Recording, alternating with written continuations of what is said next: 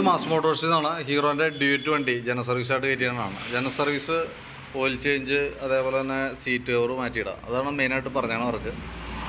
Water service കാര്യങ്ങളൊന്നുമില്ല. വേറെ compliance ആയിട്ടും പ്രത്യേകിച്ചൊന്നും പറഞ്ഞിട്ടില്ല കേട്ടോ. നമ്മൾ വണ്ടി ഓടിച്ച് നോക്കുമ്പോഴും പ്രത്യക്ഷത്തിൽ നമുക്ക് വേറൊരു പ്രോബ്ലം കംപ്ലയിൻ്റ് ആയിട്ടൊന്നും കിട്ടിയിട്ടില്ല. നമുക്ക് ബാക്ക് ബ്രേക്കിൻ്റെ ഭാഗം തുടങ്ങി നമ്മൾ ചെക്ക് ചെയ്യാനുണ്ട്.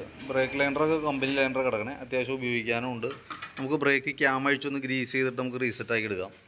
ബാക്ക് ടയറിൻ്റെ കണ്ടീഷൻ ആയാലും അത്യാവശ്യം ഉപയോഗിക്കാനുണ്ട്, കുഴപ്പമൊന്നുമില്ല. നല്ല ടയർ, പുതിയൊരു വലിയ പഴക്കമായിട്ടില്ല. അതേപോലെ തന്നെ ഹബിനകത്ത് ചെറിയതായിട്ടുള്ള ഒരു സൈഡ് ചെറിയൊരു പിടുത്തം പോലെ കാണിച്ചു തുടങ്ങിയിട്ടുണ്ട്. തൽക്കാലം നമുക്ക് ക്ലീൻ ചെയ്ത് കയറ്റാം. കൂടുതലായിട്ട് പ്രോബ്ലം ഉണ്ടെങ്കിൽ, ഹബിനകത്ത് സ്ക്രാച്ചസ് വരാണെന്നുണ്ടെങ്കിൽ അടുത്ത സർവീസിൽ നമുക്ക് ആ ബ്രേക്ക് ലൈനർ മാറ്റുമ്പോൾ ആ കൂട്ടത്തിലൂടെ ഹബ്ബും കൂടി ഒന്ന് പോളിഷ് ചെയ്ത് കയറ്റാം. പിന്നെ അതേപോലെ തന്നെ എയർ ഫിൽറ്റർ, ക്ലച്ചിൻ്റെ ഭാഗമൊക്കെ ചെക്ക് ചെയ്യുന്നുണ്ട്.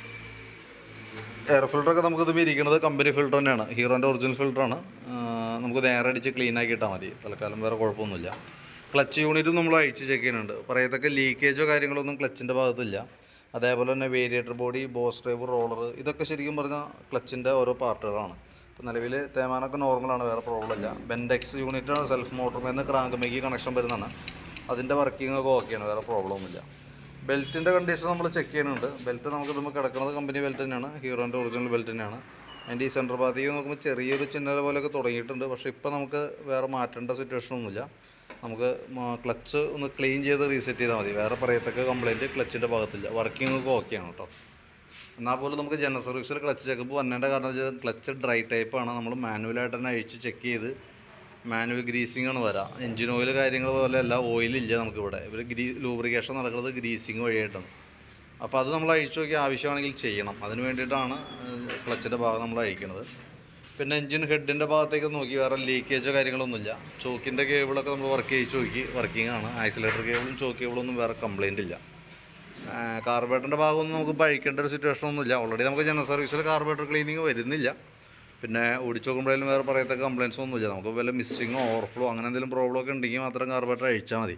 അപ്പോൾ പ്രത്യക്ഷത്തിൽ വേറെ പ്രോബ്ലം ഒന്നുമില്ല. ഓൾറെഡി നമുക്ക് ജനറൽ സർവീസിൽ ഇല്ലാത്തൊരു വർക്കാണ് കേട്ടോ. കാരണം എന്ന് വെച്ച് കഴിഞ്ഞാൽ ജനറൽ സർവീസിൽ ഉണ്ടെങ്കിൽ നമുക്ക് ഇതിലായിട്ട് അഴിച്ച് കളി. കാരണം നമുക്ക് കാർബറേറ്റർ അഴിക്കുമ്പോഴത്തേക്ക് ഏകദേശം 1500 നമുക്ക് ചിലവ് തന്നെ കേസാണ്. തന്നെയല്ല നമുക്കിപ്പോൾ അതിൻ്റെ ആവശ്യമില്ല താനും കേട്ടോ. അതുകൊണ്ട് തൽക്കാലം ആ ഭാഗം നമ്മൾ ചെയ്യുന്നില്ല. പിന്നെ ഫ്രണ്ടിലേക്ക് വരുമ്പോഴത്തേക്കും ടയറൊക്കെ പുതിയ ടയർ കിടക്കണേ. ബ്രേക്കിൻ്റെ കണ്ടീഷനൊക്കെ ഓക്കെയാണ്, ബ്രേക്ക് കേബിളൊക്കെ ഓക്കെയാണ്, വേറെ പ്രോബ്ലം ഒന്നുമില്ല. ഞാൻ ബാക്ക് വീലും കൂടി ഇട്ടതിന് ശേഷം ഫ്രണ്ടും കൂടി ഒന്ന് അഴിച്ചിട്ട് എൻ്റെ ബ്രേക്കൊക്കെ ഒന്ന് ക്ലീൻ ചെയ്ത് റീസെറ്റ് ചെയ്യും കേട്ടോ. ബാറ്ററി നമ്മളത് ചെക്ക് ചെയ്ത് വിടുന്നുണ്ട്. ആമറോണിൻ്റെ ബാറ്ററിയാണ് ഇരിക്കുന്നത്. 2024 മോഡൽ ബാറ്ററിയാണ് വണ്ടി ഇരിക്കുന്നത്. അപ്പോൾ അതിൻ്റെ വോൾട്ടൊക്കെ നോക്കുമ്പോൾ അത്യാവശ്യം വോൾട്ടൊക്കെ ഉണ്ട്. 13 വോൾട്ട് വരെ കിട്ടുന്നുണ്ട്. 13.20, 13.4 വരെ വന്നുണ്ട്. നല്ല ഹെൽത്തി ആയിട്ടാണ് കാണുന്നത് ബാറ്ററിയുടെ കണ്ടീഷൻ കേട്ടോ. വാറണ്ടി പീരീഡിലുള്ള ബാറ്ററിയാണ്, വേറെ പ്രോബ്ലം ഒന്നുമില്ല. പിന്നെ അതേപോലെ തന്നെ എൻജിൻ ഓയിൽ മാറുന്നുണ്ട്. പ്ലഗിൻ്റെ ഭാഗം നമ്മൾ അഴിച്ച് ക്ലീൻ ചെയ്യാൻ വേണ്ടി അയച്ചിട്ടാണ്, വേറെ കുഴപ്പമൊന്നുമില്ല. ക്ലീൻ ചെയ്ത് കയറ്റിയാൽ മതി. സെക്കൻഡ് ഫിൽറ്റർ യൂണിറ്റും ക്ലീൻ ചെയ്തിട്ടാൽ മതി. അപ്പോൾ എൻജിൻ ഓയിൽ മാറ്റാൻ വേണ്ടി അഴിക്കുമ്പോൾ നമുക്ക് ആ ബോൾട്ടിൻ്റെ വാഷും സ്റ്റിക്കിൻ്റെ ഓറിങ്ങും മാറ്റേണ്ടി വരും. കൂട്ടത്തിൽ കൂടെ നമുക്ക് അതിൻ്റെ സീറ്റിൻ്റെ കവർ മാറ്റുന്നേഴ്സ് പറഞ്ഞിട്ടുണ്ട്. അപ്പോൾ സീറ്റ് കവർ കൂടി മാറ്റി ഇട്ട് വരുമ്പോൾ ഏകദേശം എത്ര എസ്റ്റിമേറ്റ് വരും നോക്കിയിട്ട് അതിൻ്റെ ഡീറ്റെയിൽസ് വാട്സാപ്പിലേക്ക് സെൻഡ് ചെയ്തിട്ടാണ് കേട്ടോ. അവർക്ക് കംപ്ലീറ്റ് ആകുമ്പോൾ വിളിക്കാം. ഏകദേശം ഒരു 3 മണി 4 മണിയൊക്കെ ആവും തീരുമ്പോഴത്തേക്ക് കേട്ടോ. കംപ്ലീറ്റ് ആയിക്കുമ്പോൾ വിളിച്ചോളാം. ഓക്കെ.